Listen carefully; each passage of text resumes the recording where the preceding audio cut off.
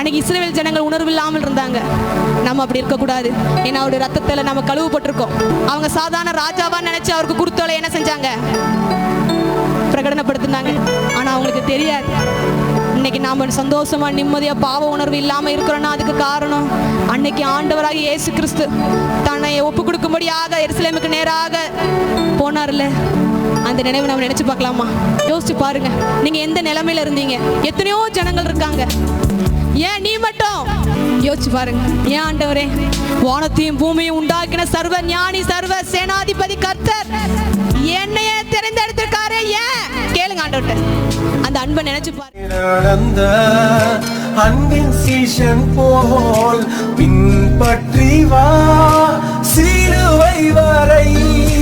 காடியை போல கசந்திருக்கும் கஷ்டங்களை